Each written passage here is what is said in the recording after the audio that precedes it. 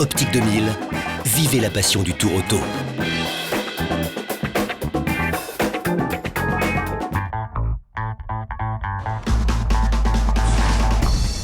Paris, place de la Concorde. En ce lundi matin, les préparatifs vont bon train.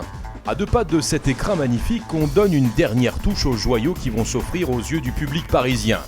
Les collectionneurs de toute l'Europe sont venus célébrer ce qui se fait de mieux en matière d'événements automobiles classiques, dans un cadre unique digne des rois de France, et ils ne sont pas au bout de leur surprise.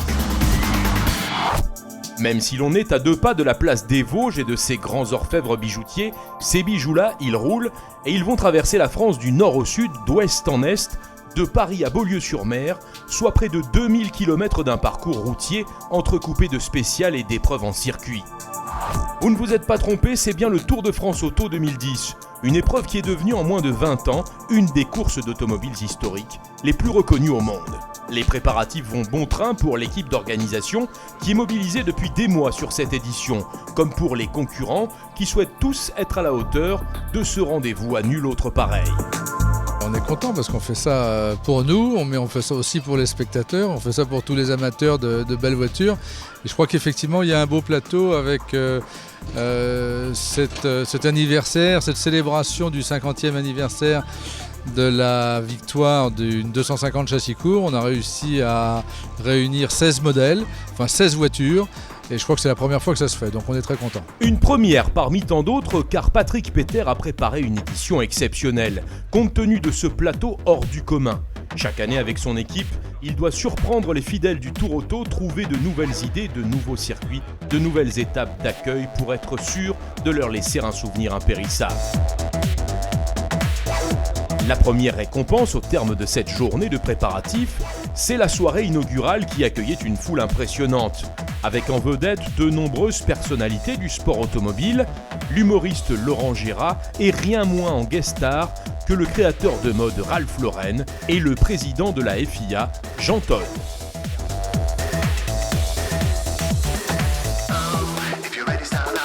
Première étape, le mardi, départ de Paris aux Aurores pour rallier Vichy, en passant par le circuit de Magny-Cours. Avec à la clé une première surprise de taille. Le départ officiel de l'épreuve sera donné dans la cour du château de Fontainebleau. Une première dans les déroulements du Tour Auto, mais avant cela, il faut réveiller les hommes et les mécaniques.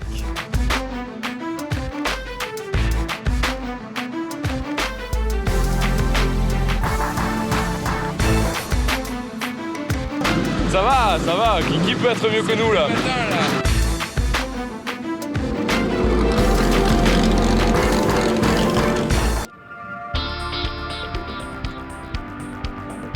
Dans ce cadre unique et prestigieux, les Ferrari, Porsche, Aston Martin, De Tomaso, Alpine, Alfa Romeo, au total 240 voitures de collection, des modèles rares et uniques de toute génération, se sentent évidemment dans leur élément.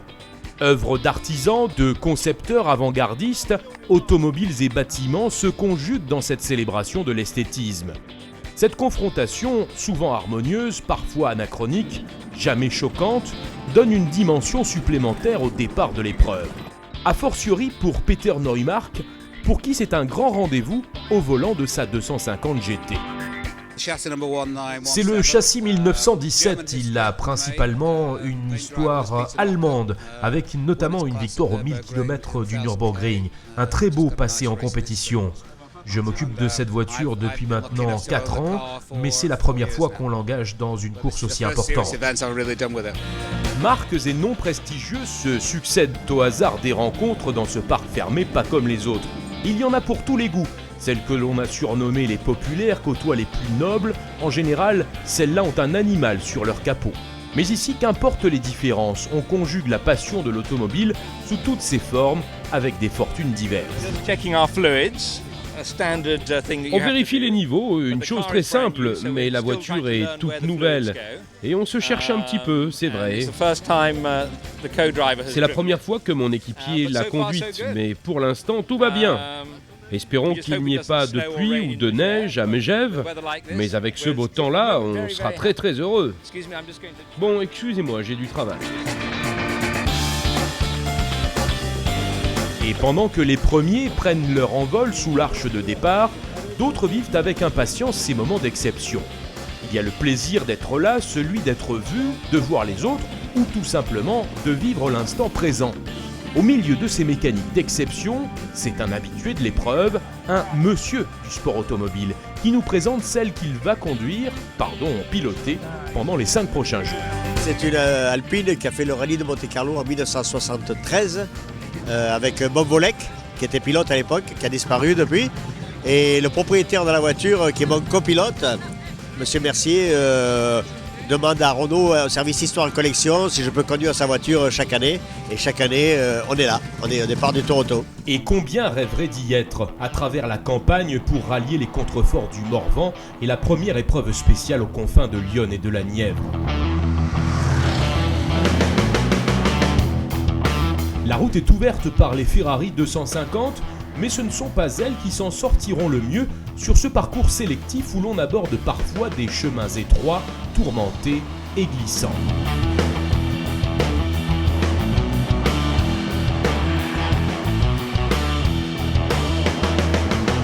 Non, la première émotion sportive de l'épreuve, elle est à vivre dans l'AC Cobra du vainqueur de l'édition 2009, le Britannique Shaun Lynn, qui a mangé du tigre au petit déjeuner et revient sur la voiture qui le précède.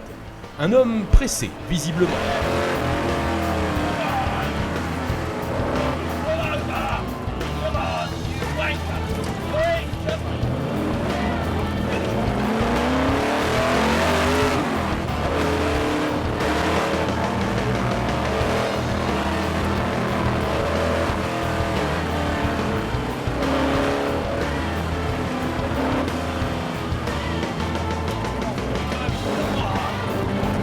Débarrassé de ce concurrent plus prudent, peut-être trop à son goût, Lynn ne sera pas pour autant parmi les plus rapides. C'est une Jaguar Type E qui se taille la part du lion, un comble. Dans sa catégorie, c'est également l'Alpine de Jean Ragnotti qui établit la référence. Pas vraiment une surprise, et même s'ils sont moins bien classés, les autres n'ont pas démérité, car l'important ici, ce ne sont pas les performances, en tout cas pas seulement, le plaisir de parcourir ces routes fermées à la circulation, de laisser chanter la mécanique, n'a pas d'égal pour ces passionnés.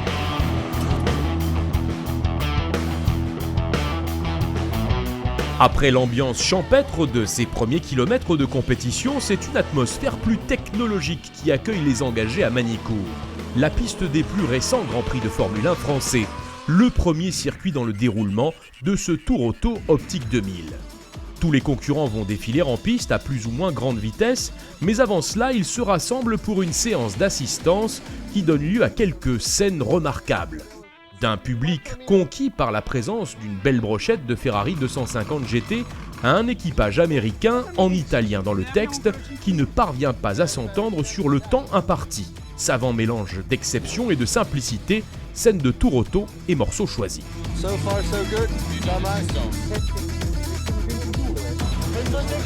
E allora abbiamo 7 minuti. Ma dobbiamo arrivarci fino a lì, 7 minuti.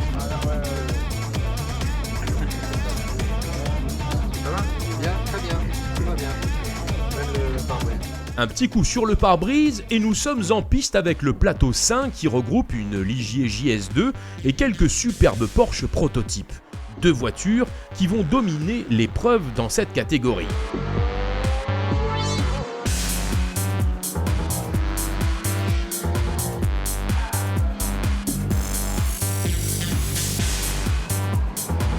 Sur un tracé aussi large et rapide, c'est la puissance qui parle et l'on retrouvera systématiquement les voitures les plus agressives, principalement taillées pour les épreuves sur piste. Logique en quelque sorte, et c'est là toute la philosophie du Tour Auto, il en faut pour tout le monde, et pour certains, ce qui a été perdu sur la route peut se rattraper dans les épreuves sur circuit. Avec parfois quelques altérations à la clé. La voiture est partie et quand je suis rentré dans le bac à sable, elle a pivoté sur le bac à sable. J'ai fait demi-tour, j'étais en toit dans le bac à sable sur la piste et j'étais en tête à queue.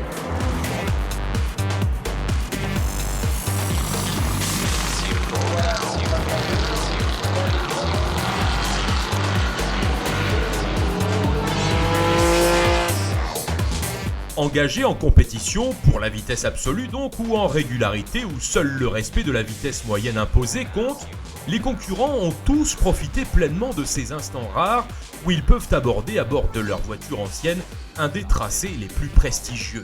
Chacun à son allure, chacun dans son état d'esprit, en toute liberté.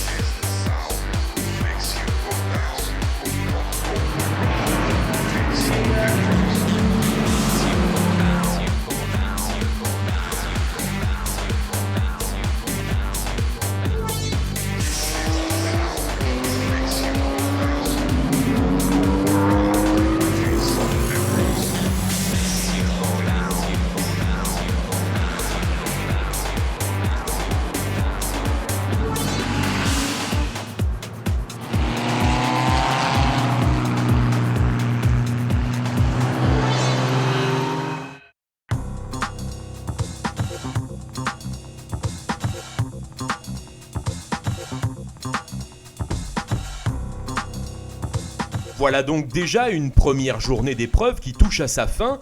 Le soleil est bas quand les concurrents entrent dans le parc fermé de Vichy. L'ambiance est à la fête et au soulagement, entrer dans une épreuve est toujours un moment délicat à négocier. Mais en ce mardi, même la météo a été clémente. C'est la seconde année qu'on va au Jardin des Tuileries, magnifique. Le temps est avec nous. Ce matin, effectivement, Fontainebleau, au petit matin, très agréable. Puis une très belle spéciale, des paysages magnifiques, bonne ambiance. Je ne fais qu'une chose, je touche du bois que ça dure encore 4 jours comme ça. À bord d'une des Ferrari 275 GTB, on est venu de loin pour vivre cette semaine de tour auto, mais l'effort valait la peine. C'est un plateau très compétitif. Il y a des voitures puissantes, notamment des Cobra. Ils sont bruyantes aussi, avec beaucoup de chevaux, et puis des voitures plus fines comme les Porsche.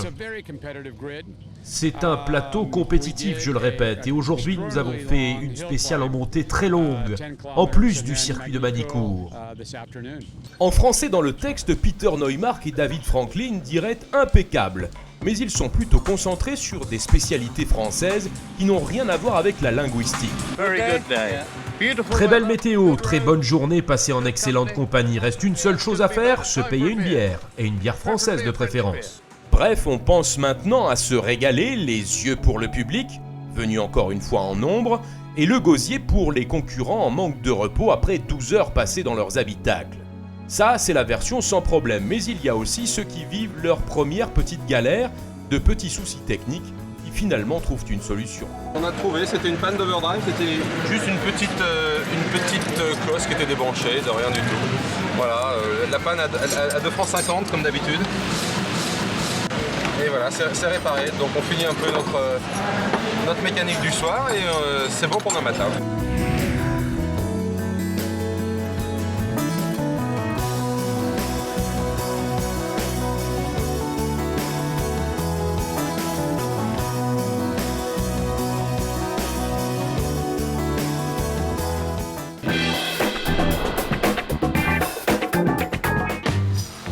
Un tour auto se prépare plus d'1 an en avance. Réservation des circuits, des chambres d'hôtel. 600 sont nécessaires tous les soirs pour accueillir les pilotes, les organisateurs mais aussi les bénévoles déterminants dans la vie du tour. Tout le sport automobile marche avec des bénévoles. Clairement, on a des gens, tous les commissaires qui sont le long de la route, le long des circuits, pour les CH, etc. Donc sur une épreuve comme celle-ci, on a environ 120 personnes d'organisation qui vont depuis Paris jusqu'à la fin. Là-dedans, c'est à peu près moitié-moitié entre les sportifs, donc direction de course, chronométrage, commissaire, etc. Et puis les non-sportifs qui sont avant ou après le tour, qui préparent les étapes, qui installent les banderoles des sponsors, qui s'occupent des shuttles le soir, etc., etc. Donc ça fait 120 personnes et à cela il faut rajouter tous les commissaires que l'on va trouver sur chaque spécial ou sur chaque circuit qui sont spécifiques à la région. Donc ça fait beaucoup de monde quand même. Et sans eux, les courses ne pourraient pas exister. Et pour encadrer tout ce petit monde, Édouard Saint-Olive est sur le tour depuis 1994. On a plus de 70-80 véhicules d'assistance, on a une cinquantaine de véhicules d'organisation en logistique qui suivent. Chacun a son parcours, chacun des gens tous les jours qu'on ne voit pas, mais qui sont eux en amont, qui préparent, c'est les hommes de l'ombre. Donc ces gens-là, ils sont toujours un jour avant, 2 jours avant, ils préparent tout. Et pour traverser les plus belles routes de France, la garde républicaine est présente sur le Tour Auto depuis 2 ans. Alors le rôle de l'escadron motocycliste de la garde républicaine, c'est d'assurer la sécurité donc, des concurrents de la course, mais aussi des éventuels spectateurs et photographes qui sont sur les abords, de permettre le passage de points délicats à tous les concurrents de manière sécurisée et de réguler également l'entrée de grosses agglomérations parce qu'il y a des mécaniques qui sont sensibles et qui chauffent très rapidement. Alors on le rappelle, la garde républicaine s'occupe également d'encadrer le président de la République lors de ses sorties. Là, c'est d'autres biens précieux à protéger. Comment vous les trouvez, ces voitures? Comment vous vivez cette semaine? Alors c'est vrai que les missions de l'escadron motocycliste sont très diversifiées. Ça va des escortes du président, bien évidemment, en passant par les escortes d'autorités en Île-de-France et également donc, les épreuves sportives, aussi bien le cyclisme que les courses automobiles. Donc nous, à l'escadron, nous sommes tous passionnés par les sports mécaniques de manière générale. C'est un plaisir pour nous d'assurer cette mission. Combien vous êtes, capitaine, à travailler au sein de ce Tour Auto? Donc nous sommes 10 motocyclistes de l'escadron, ainsi qu'un personnel qui est en soutien avec le véhicule balai qui permet de matérialiser la fin de course. Quel bonheur de dire qu'on est sur route fermée, de ne pas craindre quelqu'un qui arrive en face, j'adore. Juste derrière la garde républicaine, Margot Lafitte, fille de l'ancien pilote de Formule 1, fait vivre aux journalistes le pilotage d'une Fiat Abarth et découvre elle aussi pour la première fois le Tour Auto. Je connaissais de renom évidemment, mais j'avais jamais vu, je pensais pas qu'il y avait autant de voitures engagées. C'est sublime, moi je suis toujours épatée, je suis pas très calée en historique. C'est vrai qu'il y a beaucoup de modèles que je ne sais pas reconnaître, c'est un peu dommage, il faudrait que je travaille ça parce qu'il y a quand même des modèles absolument sublimes. Margot Lafitte est également chargée de réaliser des temps de référence pour les concurrents. En fait, ça tourne beaucoup, quoi.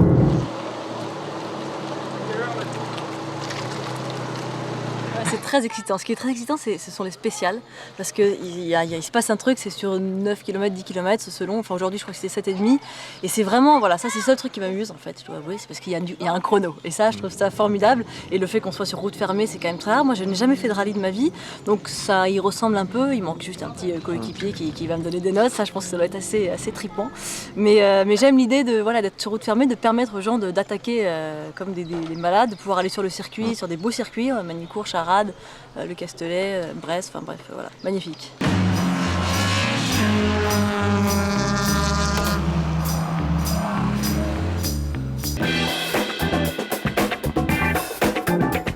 Le jour suivant, 387 km au départ de Vichy au petit matin pour rallier la capitale des Gaules en fin d'après-midi, avec un passage sur le circuit de Charade avant d'effectuer 2 épreuves spéciales. Construit en 1957, il accueille dès son ouverture en 1958 le Tour de France automobile. Le tracé mythique pour les amateurs d'anciennes qui pose quelques petits problèmes aux leaders de la compétition. On est en train d'essayer d'ajuster les carburateurs car nous sommes en altitude et ça marche pas très bien. On règle les carburateurs car l'atmosphère est très fine. Les préoccupations ne sont pas toutes techniques au sein des équipages. Beaucoup ont du mal à se faire une idée de ce fameux circuit de montagne. La première fois pour nous, on essaye de voir si on peut dénicher un petit tracé pour qu'on ait une toute petite familiarité avant en fait d'aborder le circuit. À Charade, nous sommes justement en piste avec le plateau 4, celui du tenant du titre qui ne laisse à personne le soin de l'emporter sur ce circuit. On note au passage que la Jaguar accidentée la veille a pu repartir avec un design quelque peu corrigé.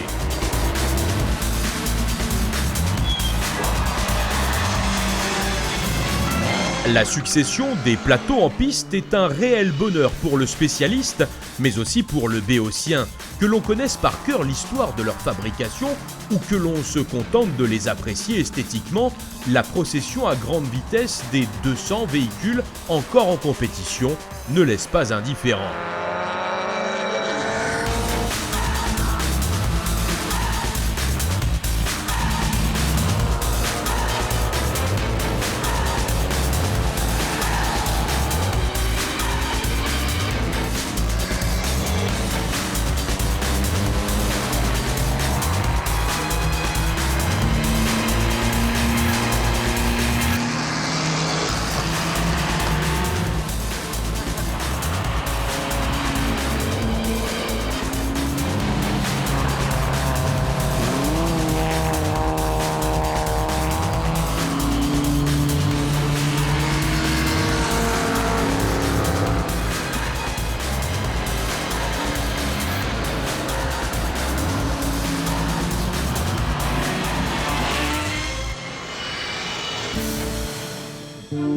À la mi-journée, c'est une tradition, le Tour Auto laisse place à la découverte de lieux hors du commun, comme ici le château de Vollore, où les équipages se retrouvent pour une pause méritée.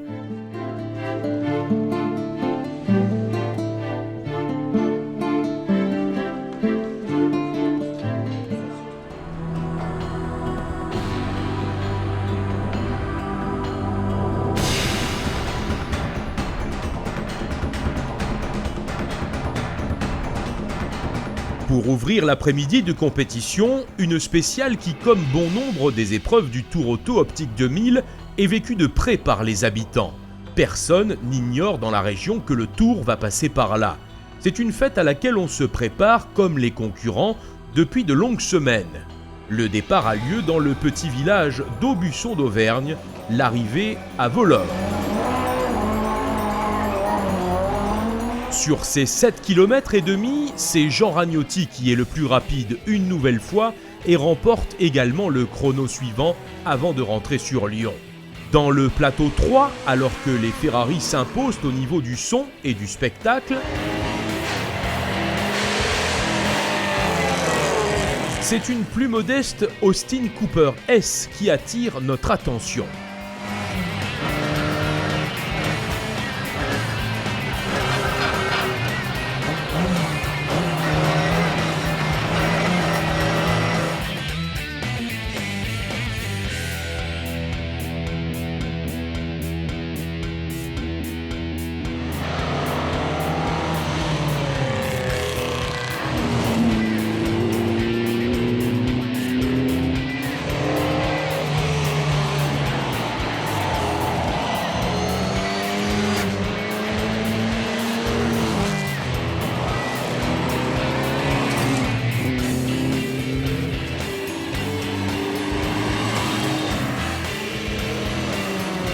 À Lyon, en fin d'étape, pas mal de choses ont changé au classement général. Shaun Lynn, victime de problèmes techniques, laisse le leadership de la compétition aux pilotes d'Anglaise. Les Français La Journée des Barons tiennent le haut du pavé.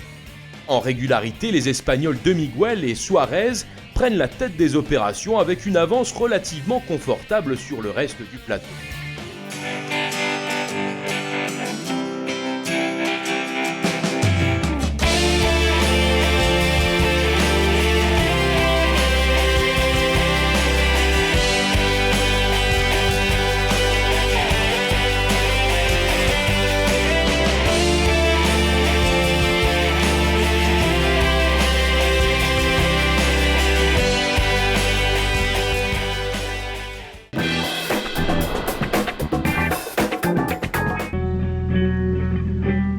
Pilotes ou copilotes, les femmes sont de plus en plus nombreuses. Une centaine participent à cette 19e édition du Tour Auto. 4 équipages sont 100% féminins. Au départ, il y a 10 ans, il y avait très peu de femmes. Très peu, 1 ou 2. Et maintenant, il y en a un petit peu plus. Et on part du principe que toutes les filles qui sont là, bon, c'est qu'elles aiment, donc rien ne nous sépare. Le tour est dur, le tour est très dur, mais je le fais avec mon mari depuis 13 ans déjà.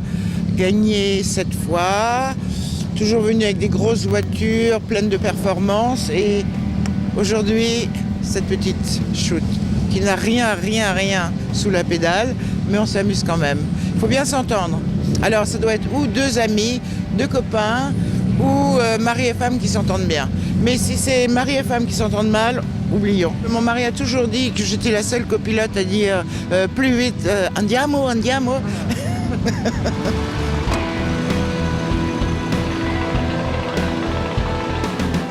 Qu'est-ce qui vous a donné envie de faire ce tour auto avec une amie? Comment se passe cet équipage féminin? Ça se passe très bien, j'ai une copilote qui a un ordinateur dans la tête, qui se débrouille vraiment bien. Il y a des étapes où on se retrouve avec un train derrière parce que parfois c'est un peu difficile de naviguer. Et puis pour nous vraiment ça va. On est bien calé, c'est un peu rock'n'roll parce qu'on a notre compteur de vitesse qui est en miles et notre compteur de distance en kilomètres. Donc du coup on jongle un peu entre les deux, mais on s'amuse beaucoup, c'est le principal. Vous savez, je lui fais entièrement confiance. Elle me fait entièrement confiance, je peux dire à 90%. Des fois, elle se dit non, c'est pas là. Mais moi, sur la vitesse, le contrôle de la voiture et tout, les yeux fermés, je suis là dans le book, elle fait tout. Attends, 6.2, en train de passer à 6.3, 6.3. On remarque qu'il y a de plus en plus de femmes sur ce tour auto. Vous trouvez que c'est bien? Comment vous vivez entre vous? Il y a une petite communauté ou pas? Alors c'est assez rigolo, je trouve qu'il y a beaucoup de femmes en effet sur cette course. Moi j'ai l'habitude de participer à des courses où en général je suis la seule fille à bord. Et là c'est vrai qu'on retrouve beaucoup d'équipages mixtes, quelques équipages féminins. Nous on est deux amis qui sommes là pour nous faire plaisir au volant d'une très belle voiture. C'est sympa de voir que oui, les femmes aussi, on le sait, aiment l'automobile. C'est plus une découverte maintenant, c'est plus une nouveauté. Et donc c'est sympa d'avoir l'occasion de les réunir parce que c'est vrai qu'en course auto, en sport automobile, c'est difficile parce qu'il faut trouver des budgets, donc il faut vraiment avoir des opportunités. Et je pense que c'est très compliqué pour beaucoup de femmes qui peut-être aimeraient le faire. Et voilà, dans des meetings comme ça, des événements comme ça, ça permet de réunir des passionnées femmes. Donc c'est sympa de retrouver ces gens-là.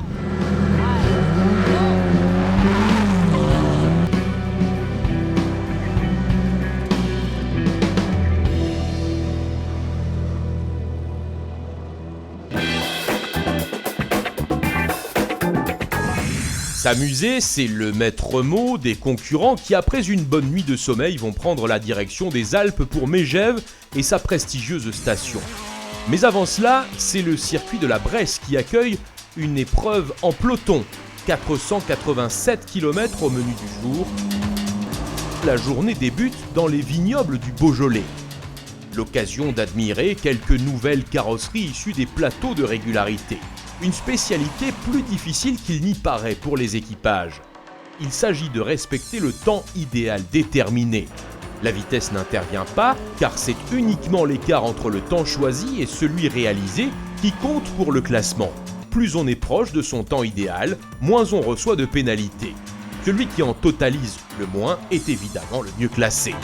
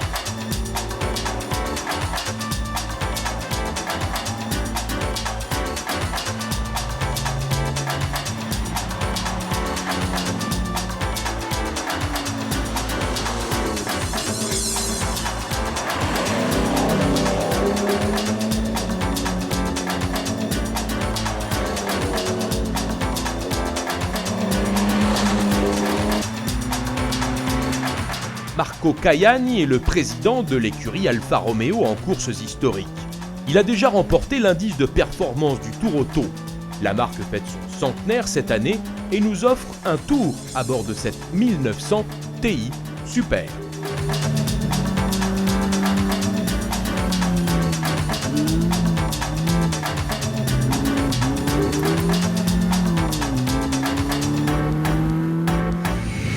Avec un appétit bien aiguisé par cette spéciale d'ouverture, on aborde les 3000 mètres du circuit de Bresse avec l'estomac dans les talons. La mi-journée approche et tous sont pressés d'en découdre. Le circuit avait été découvert par les organisateurs lors de la précédente édition du Tour Auto Optique 2000. Et devant son succès auprès des concurrents, il a été maintenu au parcours de 2010.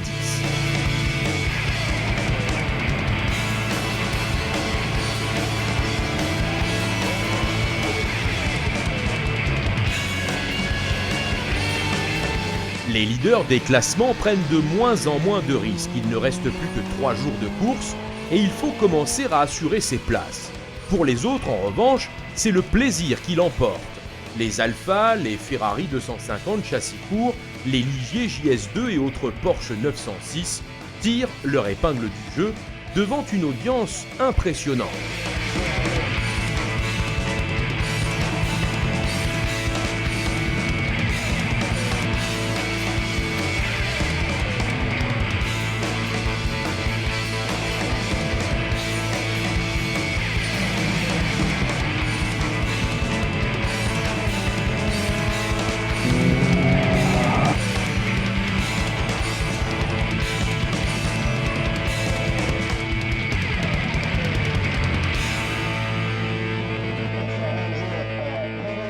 Dans le plateau 3, on retrouve les mêmes que sur le circuit de Charade pour assurer l'animation, c'est-à-dire Bernd Hahn sur une Alfa Romeo GTA et Georges Verquin sur une Lotus Elan. Ils termineront dans cet ordre après de belles passes d'armes. Les Ferrari 250 GT châssis court se classent également très bien. Le plateau 4 est celui du leader Jean-Pierre Lajournade qui assure, alors que Pierre-Alain France avait à cœur de réaliser une belle performance, ce qu'il fait au terme de cette épreuve.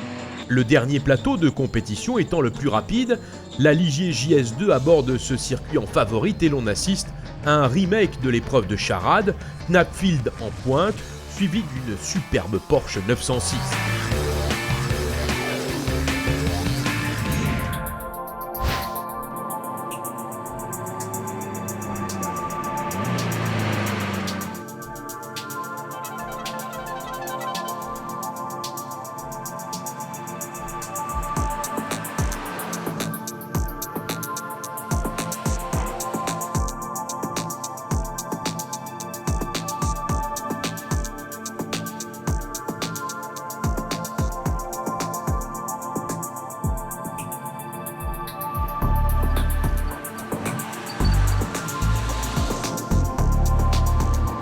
C'est dans l'après-midi, en Haute-Savoie, que se dispute la seconde épreuve routière, épreuve des Voirons, sur 6 km 700. Après avoir réalisé le temps scratch dans la spéciale du matin, Jean Ragnotti est à nouveau le plus rapide dans ce chrono, mais son rival Alain Serpaggi n'est pas loin. C'est l'occasion pour nous de saisir au départ de cette spéciale une partie de l'ambiance qui règne dans les habitacles. Souriants et décontractés pour la majorité, pilotes et copilotes savent qu'ils vivent un plaisir rare, et ils savent également en profiter jusqu'au bout.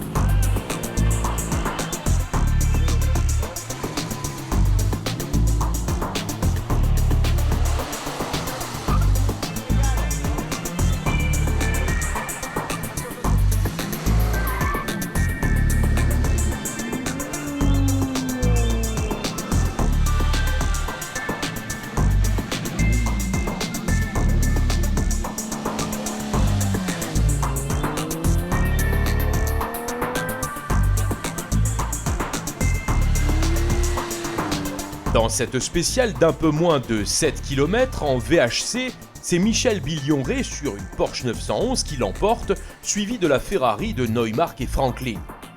En groupe GHI et au classement scratch officieux, les épreuves routières ont permis à Jean Ragnotti de se placer en leader.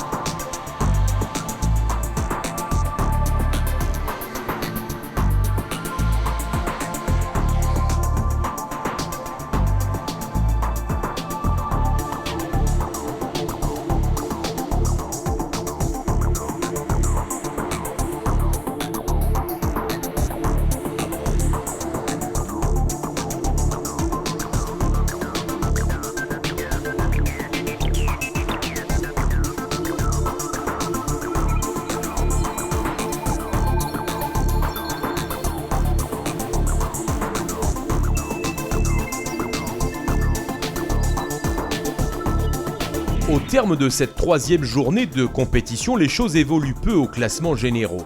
La compétition est toujours menée par le duo La Jornada Baron et la régularité reste sous la domination de la Ferrari 275 des Espagnols de Miguel et Suarez.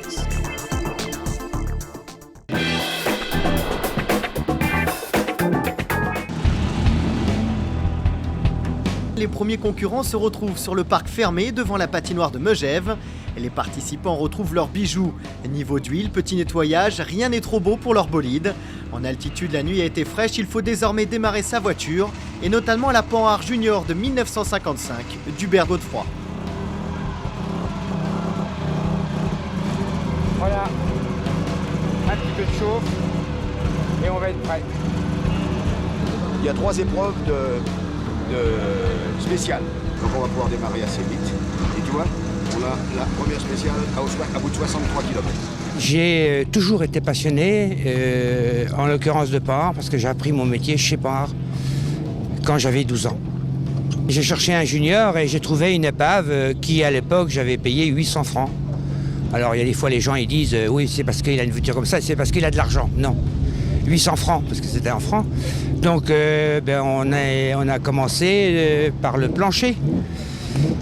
Et puis on a coupé les bas de caisse parce que c'était une épave, il me manquait des pièces que j'ai retrouvées et puis voilà. Donc je roulais régulièrement avec ma femme localement. Et c'est pour ça qu'on a fait les réparations plus importantes pour fiabiliser le véhicule. Hubert Godefroy participe à son premier tour auto avec son ami Pierre Duprat, son copilote. Je voudrais simplement dire, c'est pas forcément une histoire d'argent. Je suis un passionné d'automobile depuis toujours. Et c'est un véhicule que j'ai restauré il y a 10 ou 15 ans, de carrosserie et d'intérieur. Mais pour la fiabiliser pour le tour auto, j'ai passé plus d'1 mois et demi. Je me levais le matin entre 5h et 7h et je rentrais à la maison entre 8h et 11h le soir. Donc vous voyez le nombre d'heures pour fiabiliser le véhicule, pour essayer d'arriver au bout. Bien, on y va. Allez, à droite. Avance à gauche.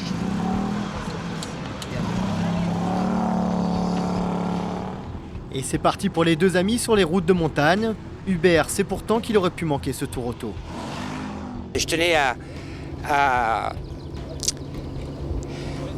remercier Honoré, qui a fait 400 km pour venir m'apporter un roulement de roue. Sans ça, je ne pouvais pas continuer. Merci Honoré. Face à la Panhard d'Hubert, des Aston Martin, des Porsche, des Jaguars et des Ferrari. Mais dans la catégorie régularité, tout le monde peut être compétitif. Et au tour auto, vous avez des gens de toutes les catégories sociales. Vous avez des gens qui ont des petites voitures, des gens qui ont des très belles voitures. Mais on est une grande famille, donc il n'y a pas du tout de distinction entre les gens qui roulent avec une voiture de 10 000 euros et des gens qui roulent avec des voitures de millions d'euros. Et ça, c'est agréable. C'est une grande famille. On a tous la même passion de voiture. Et je trouve ça, c'est très très bien. La passion, ça n'a rien à voir avec le budget. Moi, pour ma part, je me débrouille pour trouver des sponsors, toujours très correctement, mais il faut absolument se débrouiller pour trouver de l'argent, parce que moi, je ne sais pas faire un chèque avec des zéros qu'on ne sait pas combien on en met derrière, quoi. Donc, non, il faut être passionné, et quand on est vraiment passionné, on peut toujours arriver à ses moyens. 600, 635, top. On passe à 33 pour 35 annoncés. Quand après 22 ans, on continue à faire ça, c'est que c'est vraiment dans la tête et dans les gènes. La 4e étape permettra de rejoindre la côte méditerranéenne avec une arrivée à Aix-en-Provence, ce qui depuis Megève représente pas moins de 534 km. La fiabilité, c'est un des facteurs à prendre en compte pour participer à une telle aventure. Le rythme soutenu de l'épreuve et la distance parcourue au quotidien peuvent avoir raison des plus fragiles et des plus anciennes. Dans ce domaine, d'autres ont fait leurs preuves et c'est donc la performance qui domine. Et comme 3 épreuves routières sont au programme de cet avant-dernier jour, ce sont les amateurs de rallye qui vont s'en donner à cœur joie. Même si leurs voitures sont rares, si trouver des pièces de carrosserie devient souvent un véritable casse-tête, tout le monde joue le jeu de la compétition. Certains nous offrent des images toutes plus belles les unes que les autres.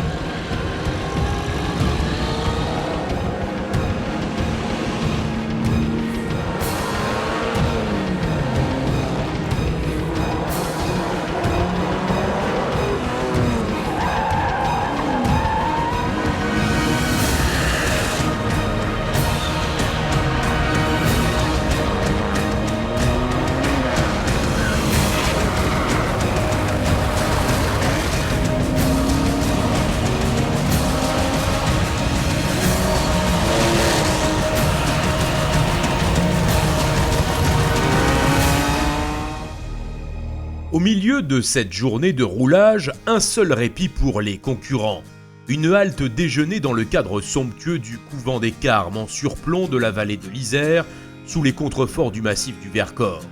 Situé en bordure d'un bourg médiéval fortifié au cœur d'un environnement naturel exceptionnel, ce couvent restauré du XIVe siècle offre un lieu chargé d'histoire, d'un charme incomparable pour surprendre une nouvelle fois les plus blasés.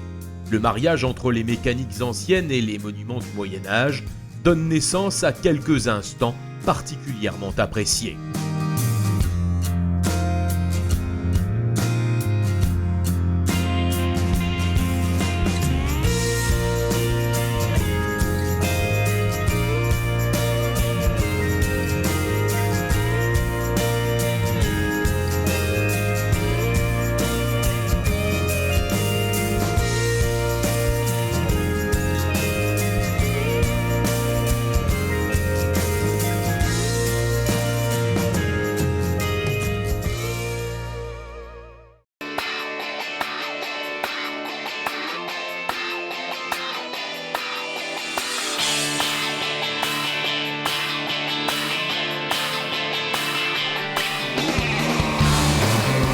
La fin de journée se déroule sur un long parcours routier sinueux.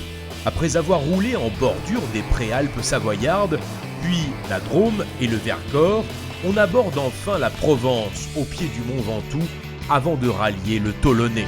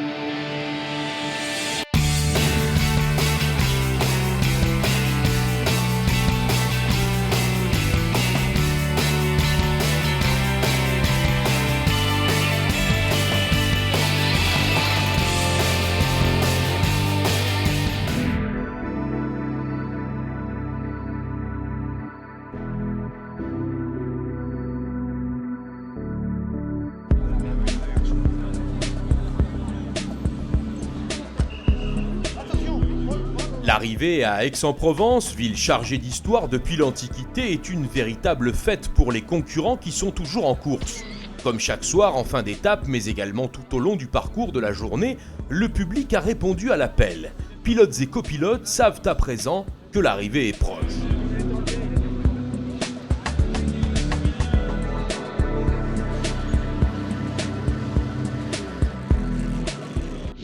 La 5e et dernière journée d'épreuve les dirige vers Beaulieu-sur-Mer pour une conclusion en bord de mer, mais avant cela c'est le circuit Paul Ricard au Castellet qui constituera au propre comme au figuré le sommet de cette journée.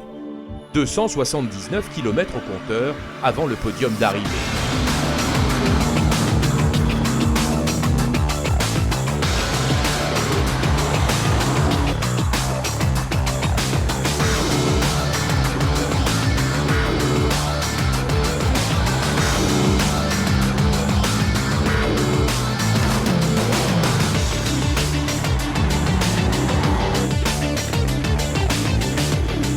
Pour ouvrir la journée, la spéciale de la Sainte-Baume est à parcourir, un terrain de jeu où les rallymen s'imposent.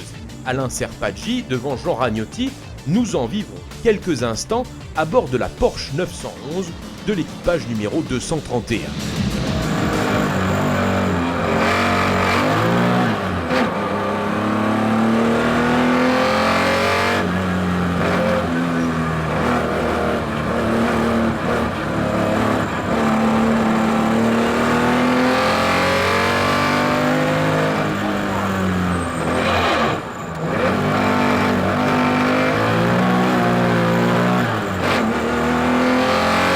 Dans cet univers de collines provençales, on se dirige à bonne allure vers le circuit Paul Ricard qui accueille, jusqu'au début des années 90, les Grands Prix de Formule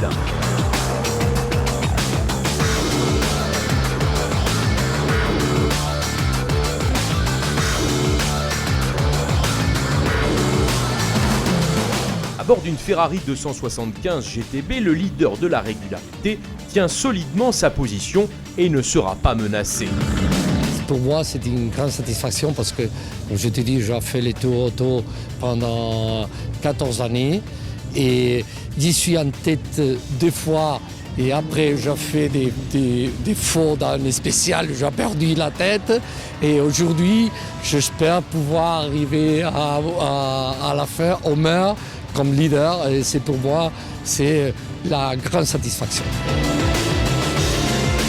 Il ne reste que quelques kilomètres sur ce circuit de haute technologie pour pouvoir le dire définitivement, et ce sera le cas pour l'équipage espagnol qui va tenir ses promesses jusqu'au bout et remporte ainsi son classement.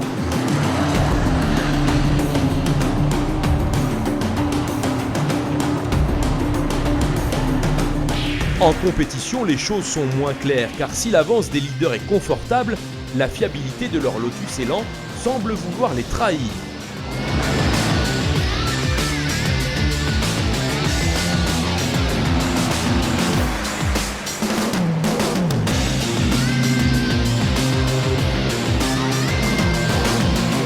Dans le plateau 5, c'est le dernier coup d'éclat de la Ligier de Paul Knapfield qui remportera cette course.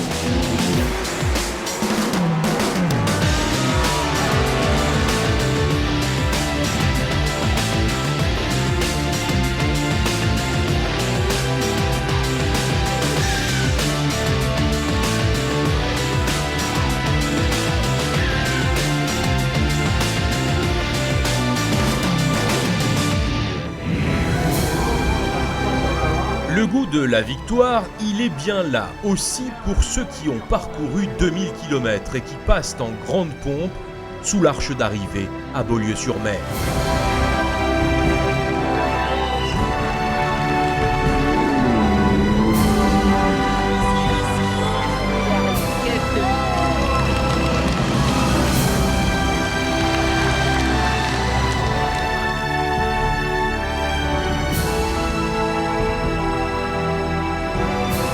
Le sort du classement régularité étant déjà joué du côté des leaders de la compétition, rien ne change.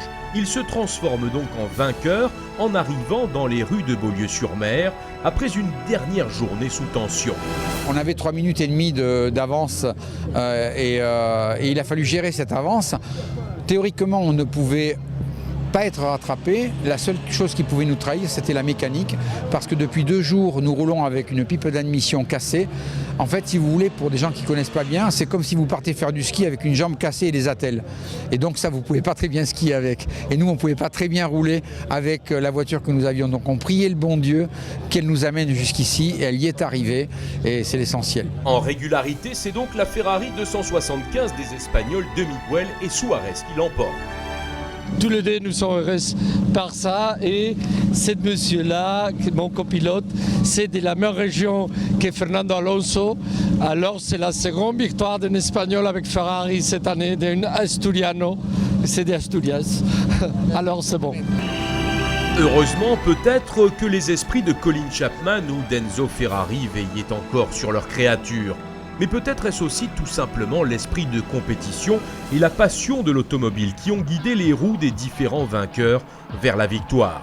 Des valeurs qui font la renommée et construisent l'histoire du Tour Auto au fil des ans pour en écrire des pages de légende.